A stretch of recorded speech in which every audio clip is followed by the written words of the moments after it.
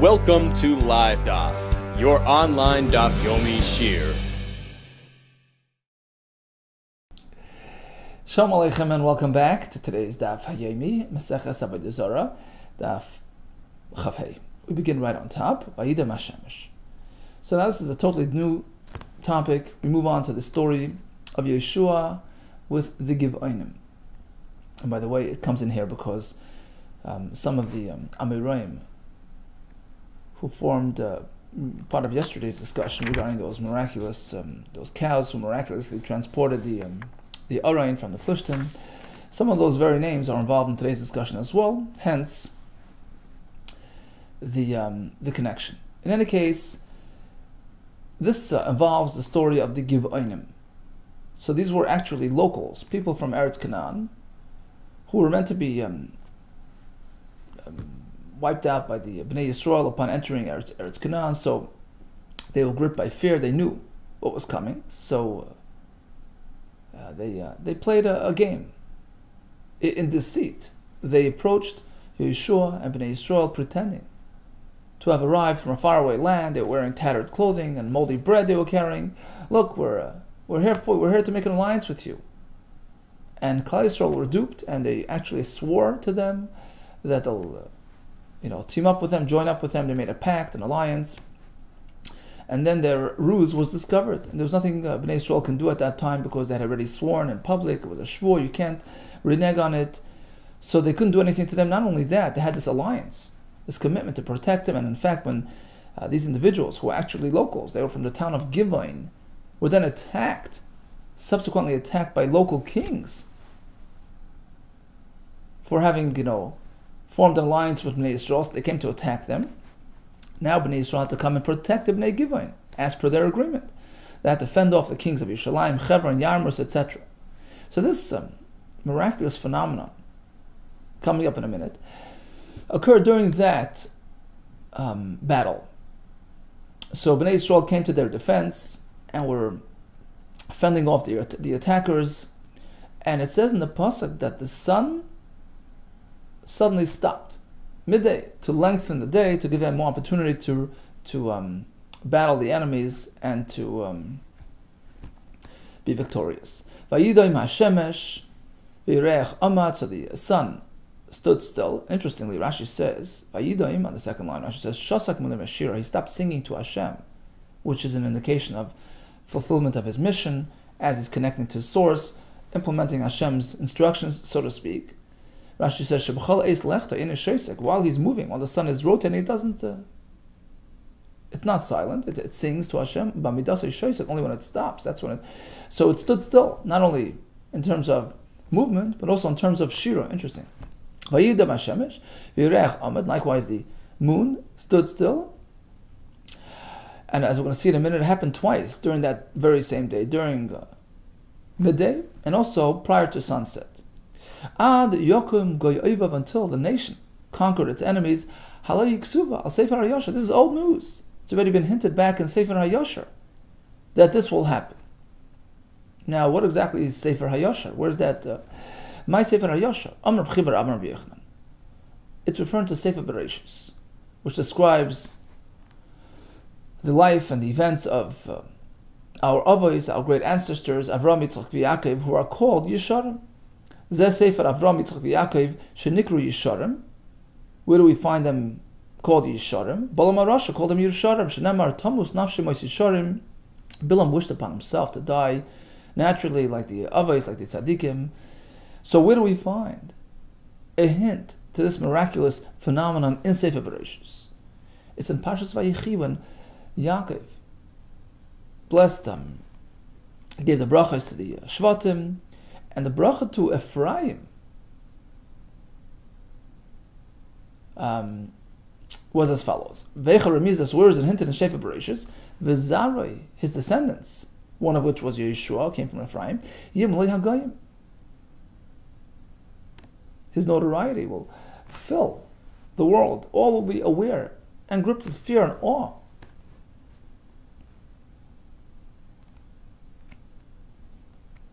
When will that happen? When the sun experienced this stoppage on account of Yeshua, on account of his honor, to allow him to finish his job. Rashi says, typically, a typical war doesn't have this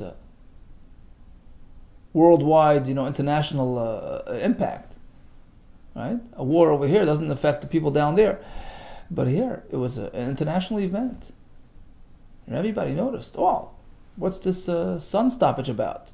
Oh, so his awe, his yira.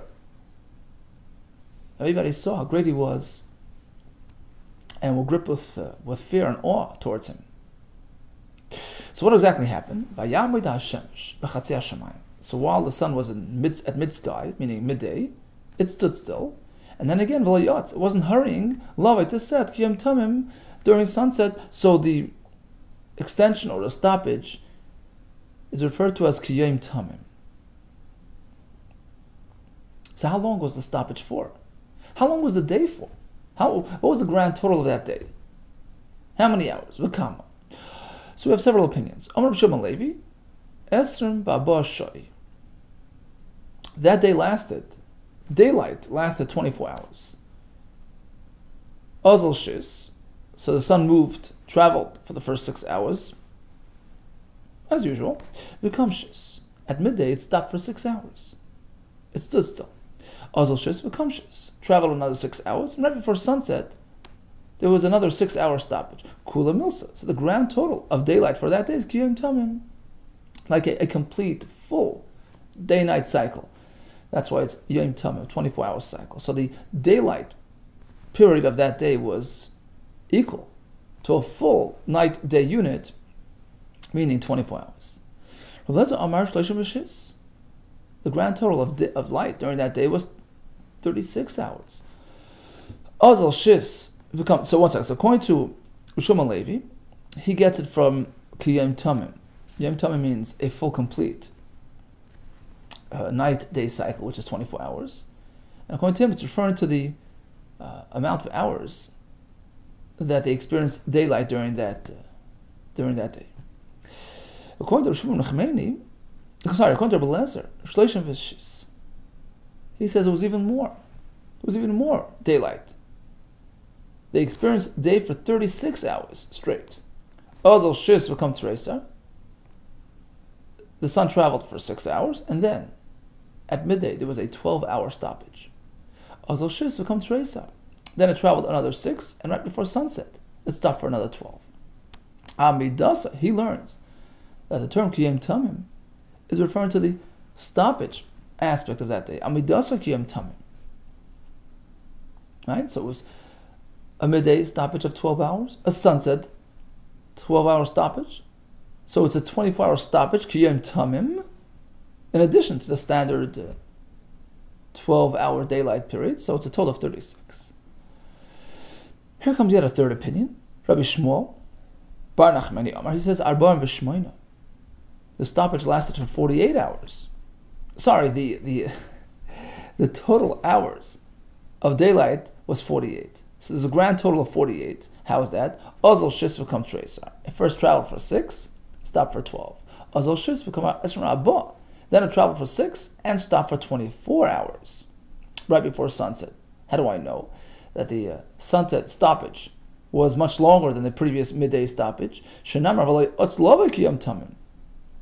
the stoppage prior to sunset, prior to V'Layatz Lavai, right? Lavai means sunset, that was Kiyam Tamim, which we said means 24 hours. Michlal apparently, the Mikar, that the earlier stoppage, the midday stoppage, Lav Kiyam Tamim Hava, wasn't a 24-hour stoppage.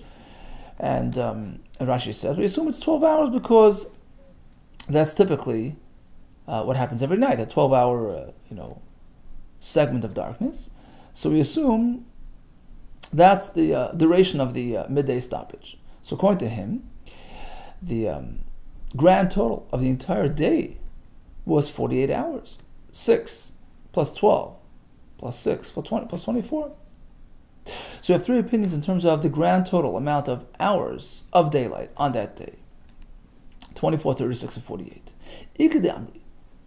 There's actually another version of this whole discussion. This difference of opinion 24, 36, 48, does not relate to the grand total. Rather, it relates to just the stoppage period that took place on that day, which allows for a greater grand total if you add the standard daylight, hours. Rabbi Shimon Levi, Amar, Esrim Rabba. So the idling was 24 hours. Azal Shis v'kam Tresar, Azal Shis v'kam Tresar. Traveled for 6, stood for 12. Traveled 6, stood for 12. Amidasa Kiyam Tamim. So the actual stoppage was Kiyam Tamim. That's what the pasuk means, Kiyam Tamim. The stoppage itself was for a duration of 24 hours. Plus, the standard 12 gives you, 36. The idle time was 36. Azal Shis v'kam Tresar, Azal Shis v'kam Esrim Rabba. Traveled for 6, stood for 12, 6 and 24. Because the stoppage prior to sunset lasted for Yom Tamim, which is 24 hours. Apparently the earlier stoppage was less, was only 12. So according to him, the grand total of the stoppage period was 36 plus the standard 12-hour daylight period. Rabbi Shmuel, Bar Nachman Amar, he says, it was much more than that. So the stoppage was for 48 hours. Azal Shis v'kam Esrim Rabba. Azal Shis v'kam Esrim Rabba. So traveled 6, stood for 24, and so forth. How does he know that? Makish Amidosel B'Yaseh. He'll connect the midday stoppage to B'Yaseh to the end of day stoppage. Ma B'Yaseh Kiyam Tamim, just as we had established that the sunset stoppage lasted for Yom Tamim, which is 24 hours. Af Amidosel Kiyam Tamim. Likewise, the midday stoppage was for the same amount of time, 24 hours. Tana, we learned in a brayso. This type of phenomenon, this type of sun stoppage, occurred 3 times in history. Tana, Kashem she'amda lechamel Yeshua, just like Yeshua experienced this miracle. Kach amda lechamel Moshe, Moshe Rabbeinu also experienced this type of stoppage. Ula nakdimin meguryain, likewise to the tzaddik nakdimin meguryain. How do we know? Says the Gemara Yeshua Kroy. We just discussed the psukim relating to Yeshua, so that's a given. What about Nakdim and Megurian? That's a Gemara, it's a tradition. Rashi brings briefly the Gemara in Tanis, where we have a story. There was a severe drought, a shortage of water.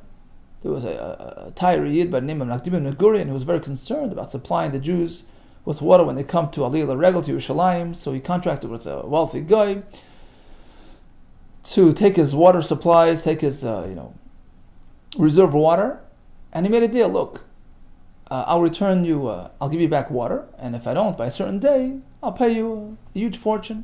Come that day, there was no rain, there was no water. The guy was very excited, anticipating a grand fortune. Nakdiman went to the Beis HaMikdash and davened to Hashem. He says, Hashem, show everybody that you love us, show everybody that you have loyal people, that you appreciate our, so to speak, our Mesiras Nefesh. And suddenly it started raining, and all the fellow's wells were, his pits were filled up, and his cisterns were full to the top, paid up. But it wasn't done, because they were still concerned that the guy would say, well, the day's over, look, it's dark. They didn't have watches in those days. So you missed the deal. You came back too late.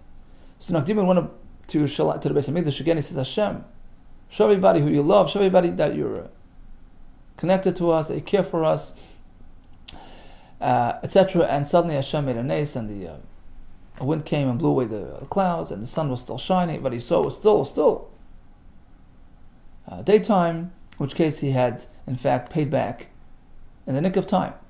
So apparently, according to the Gemara here, there was a stoppage, some sort of stoppage then as well, to keep the day going long enough for the payment to have been deemed, paid. So that was a nace that he experienced. In Gemara, it's known through Messiah, through tradition. We don't have sourcing in the pasuk, but we have the Messiah. That's good enough for us. What about L'Moshe? Where do we find that Moshe Rabbeinu experienced this type of phenomenon? Minolan Asya, we have Gzera Shava. We connect Achil, connect these two words. Ksiv Hacha, Achil Tes Pachtacha. We find by Moshe Rabbeinu during his battle with Sichain, the king of Cheshbain. We find the term Achel. I'll begin. Achil Tes Pachtacha. This will be the beginning of your. I will spread your pachad amongst the goyim. Uksiv Hasam. Yeshua, likewise, by Yeshua, it says, Ochel Gadelcha, Ochel, we connect it, and we learned just like Yeshua experienced this mighty phenomenon, likewise, Moshe Rabbeinu. Rabbi Yechon Amar, he says, Asya taste, we connect the words taste. So it's a different example. Shavak Siv Hacha Ochel taste, Pachtacha, we have the word taste by Moshe Rabbeinu, and likewise, by Yeshua. Uksiv by Yeshua, B'im Teis Hashem Asay. Just like it happened by Yeshua, likewise by Moshe, the sun was kept in check until the battle was done. Rabbi Shimon Nachmani Amar Begufa the Krosh Hamislei. We don't need to get a Shava. Look at the actual pasuk describing Moshe Rabbeinu and his war. Asher Yishmun Shim'acha V'Ragzu V'Cholom Panecha. Hashem is telling Moshe Rabbeinu that this is going to bring you notoriety. The Goyim will be gripped with fear and awe on account of you. So how did that happen? When did that happen? When were they fearful? When were they gripped by fear of your might, of your fame? When the sun stopped on account of Moshe Rabbeinu to allow him victory. Meisvei, here comes a kasha. How could you say this type of thing already happened in the time of Moshe Rabbeinu? The pasuk here by Yeshua says it's a first-time occurrence. Such a thing never happened before or after. Says the Gemara, to this extent, shows although it happened in a smaller scale by Moshe Rabbeinu.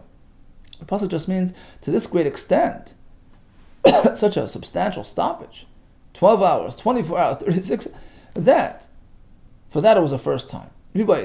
Another way to explain this pasuk, describing this as something of a first time occurrence, it wasn't in terms of the stoppage. It was another miraculous element to this battle. The Avnei Bara, the hailstones that came crashing down upon the Goyim during this battle, Avnei Bara, those stones, they were only by Yeshua, but not back by Moshe Rabbeinu's times. And that's what the pasuk means. This was exclusive to this battle here. As the pasuk says, when the armies were fleeing Bnei Yisrael, they arrived at this place called B'Mored Beis Chayron, and suddenly the skies opened up and the rockets came raining down. Hashem hishlich aleim avonim gdolos mashamayim ad hazeka vayemusu, and wiped them out. By the way, the Farshim explain, these same Avnei Barad were from the time of Mitzrayim, when the Egyptians were inflicted with makas barad, with the hail. Moshe Rabbeinu davened to Hashem, and the pasuk says that the hailstones lo nitach arza stopped mid sky. They didn't make it down, so they were suspended mid-air. So when did they ever come down? Right here, during Yeshua's battle. Okay, Ksiv, we have a pasuk. This is where David HaMelech eulogized the death of Shaul and Yehonasan. It says, Vayomer, Ksiv Vayomer L'lamed me Yehuda Keshes. Hine Ksuv al Sefer Yashar, that the children of Yehuda are meant to be involved in shooting arrows, leading Bnei Yisrael into war. Hine Ksuv al Sefer Yashar, as is recorded in the Sefer HaYashar. What is Sefer HaYashar? My Sefer HaYashar. Like we said before, we have two opinions. According to him, it's referring to Sefer Bereshis, Sefer Avram Yitzchak Yaakov, which discusses the lifetime of our avos, who are called Shenikru Yisharim, as we find by Bilam Arash T'chsiv, Behu V'Tamois Nafshi Moshe Yisharim. He's wishing upon himself the death of the righteous of the avos. So in fact, what do we find? A hint to this concept, to Yeshua, to Yehuda pulling the arrows. This we have in Parshas Vayechi again. Yehuda. So Yaakov Avinu is addressing Yehuda. Ata Yeducha Achecha. You'll be the object of acknowledgement and respect. You'll be the leader. Yadcha Yadecha Ba'iref Eivecha. Your hands are going to be aimed at the nape of the neck of your enemies. What?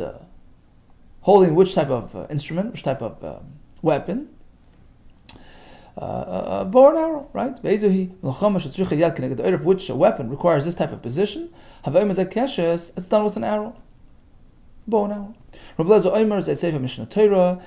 Sefer HaYashar here is referring to Chumash Devarim, which is called Mishnah Torah because it's pretty much a review of the prior 4 Svarim.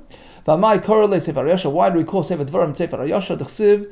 Because in Sefer Dvarim it says Hashem. He meant to do what is right and good in the eyes of Hashem. So Sefer Hayasha is Sefer Dvarim. And in fact, so what do we find? That Yehuda is the one pulling arrows. Yadav Rav Loi. So his hands are involved in this battle. And the pasuk refers to both hands involved in handling this weapon. Which weapon requires both hands? That's the bow and arrow.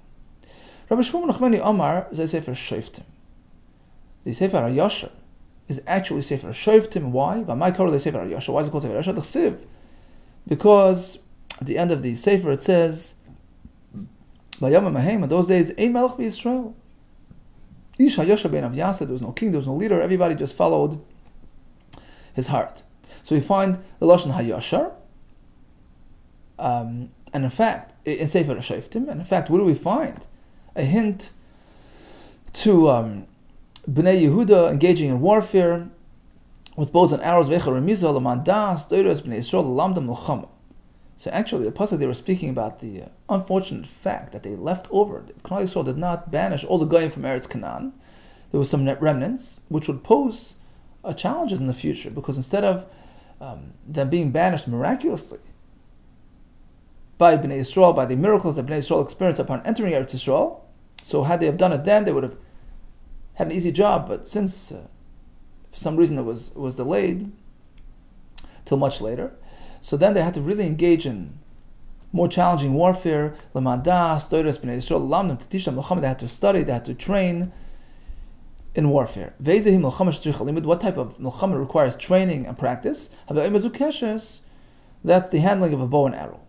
Okay, so we know that there is a bow and arrow activity, but what about, how do we know that Yehuda specifically is the one doing it? Umanol de Yehuda, Chsiv. How do we know it's about Yehuda? Chsiv, because we have earlier in the Sefer, Mi Alalanu, Batchila Laknani Lachamboy, Bnei Yisrael asked Hashem through the Urim V'Tumim, who's going to lead us to battle against the Knani? Vayimar Hashem, Hashem responded, Yehuda will lead you into battle. So they're the leaders, they're the ones orchestrating battle.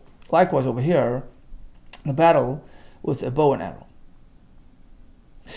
Now we move on to a slightly different topic. And again, because it involves some of these same names, the same Amiroim, that's how it comes in. So this was when Shaul went to look for the his father's lost mules. He paid a visit to Shmuel Hanavi, who offered him some of the korban, some of the meat. Vayoram atabach es hashoik va'aleha. Vayasam pnei Shaul, he offered Shaul shoik, part of the Midtai area, va'aleha, and the cut of meat called haleh. So he offered him this portion of meat. What exactly is ha'aleha? Mai v'ha'aleha. Rabbi Yechon Omer shoik va'alya. It's the shoik, which is the section above the knee of the animal. V'alya, that's the tail, which sits upon that limb. Mai v'aleha. So why is it called v'aleha? The mesamcha shoik la'alya, with the shoik supports the alya in the back of the animal. Rabbi Lezer Omer shoik v'chaser. It was the shoik and the chest area of the animal. So why is it called mai v'ha'aleha? The machas lechazi le the shoik ki boy anufi umanfile, because we know that by a shlamim, which is brought in the Beis Hamikdash, there are some parts of that shlamim that go to the kohen, notably the chazav is shoik. And first you have to wave it back and forth. You have to do a tnufa, nufi manfile, right? So the way it is, it's the shoik on top, the chaza placed on top of the shoik, and they wave it back and forth and give it to the kohen.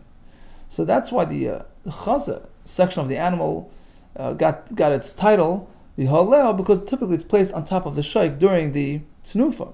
So in any case, it was those two pieces that he gave him. And finally we have Rabbi Shmuel Nachmani Amar, he says shoik v'shayfi. It was a shoik, and the shayfi, which is the cut of meat surrounding the hip area.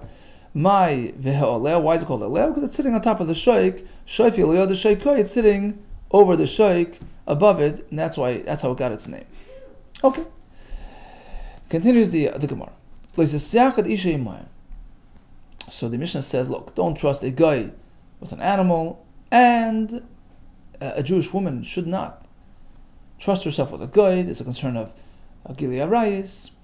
Asks the Gemara, well, even with another Yid, a Jewish woman cannot be Mesiached, so why are we highlighting the guy? But my skin, what are we talking about? What's the configuration? If she's spending time with a single male, how can a woman do the same even with a Yisrael? It's Yichud. But now we have a Mishnah, even a Jewish man cannot be in seclusion with a Jewish woman, even with two women who might succumb to temptation. So why is it specific to a guy? Isur Yichud applies universally, even to a Yid. Elabet also says the Gemara. We're speaking that she's in an area, in a room with three guys. Which would be okay if they were Yidden. Rashi says, really, two is typically sufficient. The reason why we mentioned three is because if they're on the road, then with Yisrael we need to have three, because just in case one has to leave the group to tend to his needs, we want her to be with no less than two people. So three is certainly acceptable if they are Yisraelim. And the point of the Mishnah is that if they're Goyim, it's different. Even if there are three, it doesn't allow for anything. It doesn't allow for Yichud. Asks the Gemara, hold it. But that's not much of a lesson, not much of a chiddush, because we assume, right, Goyim are problematic because of their ill reputation, right? So the truth is that in a comparable situation, the Kavosah Gabi Yisrael, right? In a comparable situation with Yisraelim, Beprutzim, if there are men of ill reputation, even if there are 3 or 10, Mishari, is it then allowed? So it's really not because they're Goyim, even if there are Yisraelim with this type of reputation, it would also be Asr. Now we have a Mishnah. Typically, an Isha could be Mesiached with 2 men. It's only if they're people of upstanding reputation. It's only true if they're people that are ksherim. They're known to be erlich. But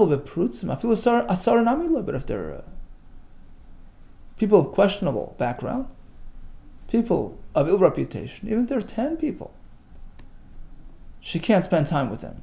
In fact, there was a story, 10 men carried out this woman in a bed, pretending that she's on the way to burial, and they sinned with her. So, why are we highlighting the halacha by a guy specifically? This type of configuration, spending time with men of ill reputation, would be also even by a yid, irrespective of their numbers. Says, well, I'll give you a case where it's only usher by the guy and would be okay by a yid. His wife's with him. So in that case, if he's a yid, his wife's presence serves as a deterrent, and we're not concerned about a yichud with this man, but not by a guy. By a guy, his wife doesn't really provide much coverage. Rashi says, he's involved, she's involved, they're on the same boat, there's no deterrent. Avli Yisrael, but if this Isha is in seclusion with a Yisrael, whose wife's around, his wife's presence provides security. Okay, so that explains the Mishnah, which says an Isha should not be mesached with a guy. Why are we highlighting a guy? Because we're speaking where the wife's around, which would provide allowance by a yid, but doesn't really work by a guy. Asks the Gemara, hold it. Why is this discussion even necessary? Look, there was a third concern in the Mishnah as well. One should never stay in private with a guy. So even a man shouldn't stay private with a guy because of shvichas dam. We're concerned about his safety. Might kill him. Same applies to a woman. So let's put aside the Gili Arayis issue. There's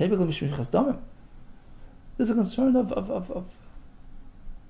a personal danger, shvichas damim. So we have to find a case where shvichas damim is not a concern,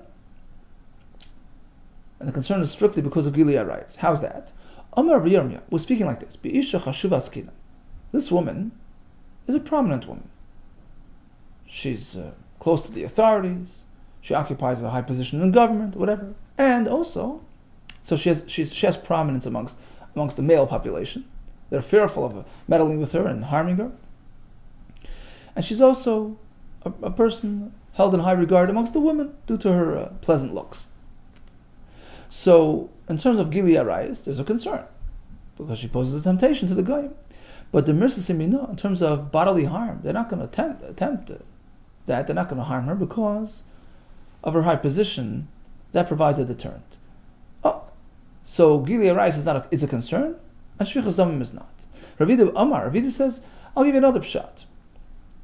Isha Klei Aleh, a woman, has a built-in protective system because the guy is attracted to her, and there's the sinful component, the sin component, in which case he's not going to harm her. Okay, so she has that built-in protection. Klei Zaina, her weapon is automatically on her. Okay, so she's protected from Shvichas Damim. He'd rather sin with her, and once he does that, he's not going to kill her. So once again, that disables the Shvichas Damim concern, but activates the Gili Arayis concern. Might be not. Any difference between the two answers that we just proposed? Meaning, is there a case where it would be okay according to one shita and not okay according to the other? It could be now. Here comes the difference. You have a woman who has high status in terms of the men, in terms of her closeness to the government, etc. But she's not held in high regard amongst women in terms of her looks. So, according to Rabbi Yirmiyah, she's okay on all ends because there's no concern of Shvichas Damim because of that personal deterrent. Right? They're not going to attack her because she's Karev L'Malchus. So she has that protection. And there's no concern of Gili Arayis as well because she's not, she doesn't tempt them in terms of her appearance. Whereas the counter of Idi, even lack of appearance wouldn't mitigate that concern. We don't find him talking about that, right? He's not talking about the fact of chashivas, the element of chashivas. So apparently, any woman poses a temptation, and there is a Gili Arayis concern as well. Although there's no Shvichas Damim concern because, as we said, she has that built-in protection. So here's a case where according to Ravidi Bar Avin, Arvidi would be Aser because of Gili Arayis concerns. According to Rabbi Yirmiyah, it would be okay on all ends. Tanik of Ased Rav Idi, we have a right to Rav Idi that the mitigating factor is because of that built-in protection. Tanik of Ased Ravidi Bar Avin, Ha'isha Aval Bisha Shalem Ima, a Jewish woman, even though she has that personal protection, Shashalem Ima, she has that built-in, protection.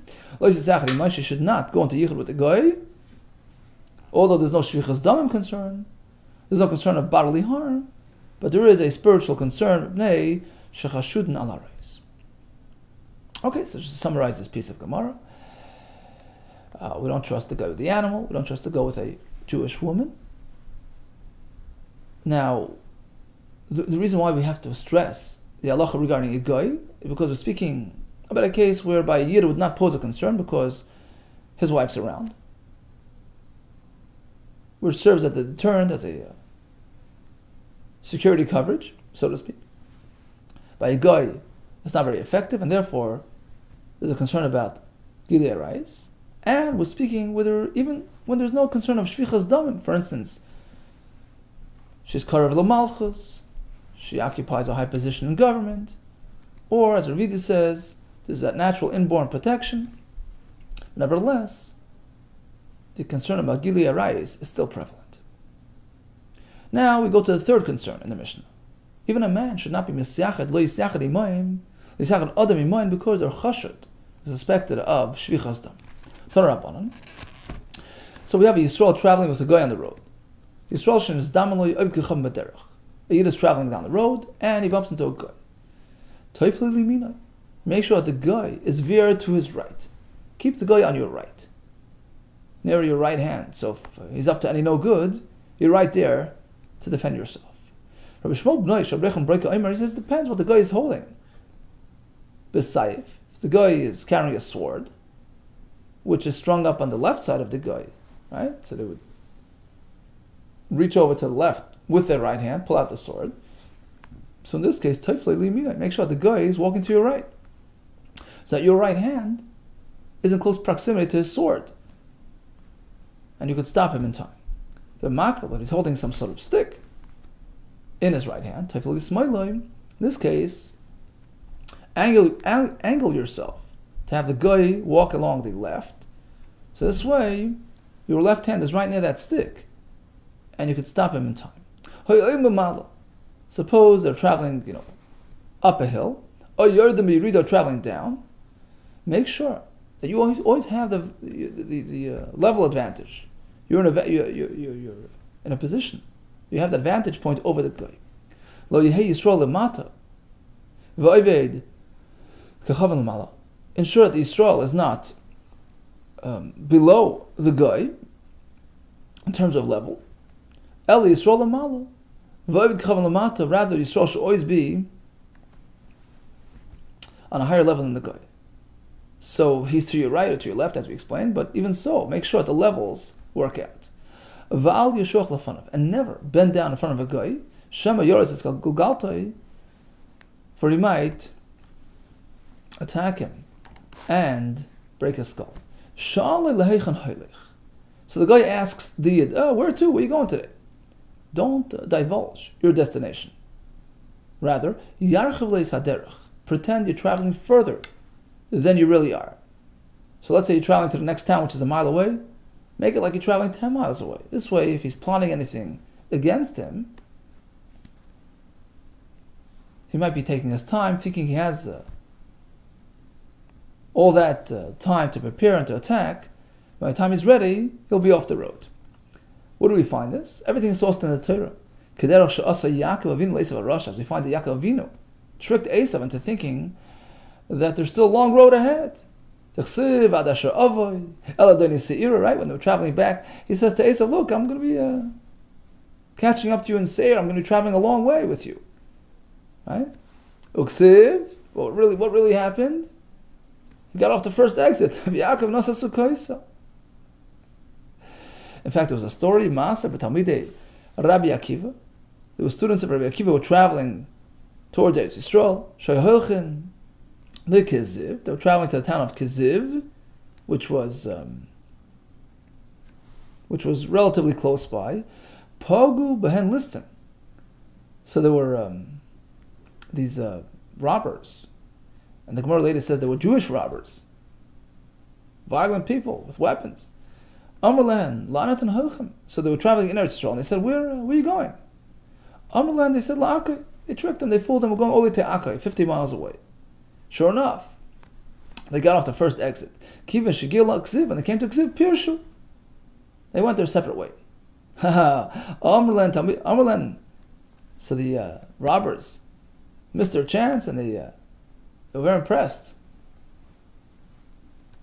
with this strategy, and they told the Talmidim Miyatem, whose students are you? Who taught you these strategies? Amrlan, they said, Talmidim Rabbi Kiva. We're Talmidim Rabbi Kiva. Amrlan, so the listim were very impressed. They said, oh, you have a good Rebbe. Asher Rabbi Kiva v'Talmidav. Fortunate is Rabbi Kiva and his students that know how to preempt the Ganavim and protect themselves. Shalei Paga Bahen Adam Rama Olam. Nobody bad has ever attacked you. You people are really wise. So they were impressed there by their chachma. There was another story, Rav Menashe, Hava Azal Lebei Tursa. So this happened outside Eretz Yisrael in Bavel. Rav Menashe was traveling to the town of Tursa, which was far away. Pogabei Ganavi. So he met up with some thieves, plain thieves, not violent listim, but small time thieves. Amrulay. So they struck up a conversation with him. Where to? La'an ka'azlas. Where are you going to? Amrlan, he says, he didn't divulge the truth. He says, it's going to be a long road ahead. L'Pumbedisa. I'm going far away to Pumbedisa. Kimat Beit Tursa. As soon as he got to Beit Tursa, he disappeared on them. Parish. Amrulay. So before they had a chance to rob him and to, he suddenly took the turn off the road. Amrulay, so they said to him in disappointment, they said, Talmida the Yehuda Ramoat. You're a talmud of the of Rabbi Yehuda, the deceiver, right? Because it must have been from him that you learned how to deceive us. Amar Lucy turned to him, you know him as a great man? How can you talk about him like that? Yehi de lahavu, hanu, inshe b'shamte. Should be the Ratzon Hashem, but these people should now experience a cherem. They're placed in excommunication, a cherem, on account of offending his honor, of speaking so disparagingly about the Rabbi Yehuda. They called him a Ramai. And in fact, the cherem had its effect, and they were very unsuccessful in their endeavors. For the next 22 years, they weren't very successful robbers. Azlu avdu genifta, they attempted to rob. For the next 22 years, Esr Metatin Shnivla Yatzlachu, they didn't have much success. And they realized, it must be due to that experience way back when we disparaged Rabbi Yehuda, and he put us in cherem. Kiva and the Chazu, once they realized what was happening, Asukulu Tabu Shamtai, they came back to ask Mechila, to appease Rabbi Yehuda, and to release themselves from the cherem. V'havabu chad gerdana, the le'as l'shruya shamtai, there was one amongst them, a gerdana, a weaver, who was obstinate. He stubbornly refused to come l'shruya b'shamtai, to release himself from the cherem, and he was affected by the cherem. He was attacked by a lion. Achle Aryeh, attacked by a lion. Hainodam Inshi, this is what people say. Girdana, a weaver like Tyson, who can't bring himself to be humble. Shata, years. Butzer gets removed and deduct Mishneh from his lifetime. So, if we had to compare the two stories, says the Gemara, take a look at the contrast between how the listim, who were much more hardened criminals, but since they were Eretz Yisrael listim, so they were positively affected, so to speak, by the Kedushas Haaretz. So despite them being listim, look how respectfully they related to Akiva and his Talmidim, and praised him, and right? Versus the plain, simple Ganavim of Bavel, who spoke disparagingly when they were disappointed due to their failed attempt. They spoke down about Rabbi Yehuda in such a degrading way. Take a look, Ma ben Ganvei Bavel. Take a look at the contrast between the behavior of the Ganvei Bavel compared to the Velistim, there's Israel. Despite them being listim, were still men of a bit higher stature. Rashi says this teaches us l'diacha shvacha, the shvach, the praise, the positive effect of just being in Eretz Yisrael. Okay, let's do a quick chazor of today's daf. So how long did the sun stay idle? How long was the stoppage during the war between Yeshua and the Anshe, in protection of the Anshe Givoin? Some say it was 24 hours, some say 36, some 48. Either the actual stoppage was that long, or the total daylight hours of that very extra long day. This occurrence occurred in similar fashion to Moshe Rabbeinu during the Mechama with Sichain, and in a smaller scale to Nakdiman ben Gurion during that critical repayment day. We spoke about the Avnei Barad, which came raining down to help Yeshua win the battle. We spoke about Keshes and Bnei Yehuda. We spoke about the portion given to Shaul HaMelech. The Yichud with a guy is asur even when Ishtei Imai, and even when there's no concern of Shvichas Damim for various reasons. Even a Yisrael, a man should not be Mesiachad with a guy. In fact, when he's on the road, he should arrange things in a way that provides maximum protection. And we had some good advice regarding misleading, throwing off Ganavim when encountered on the road. All the best to you and Atzlacha Rab.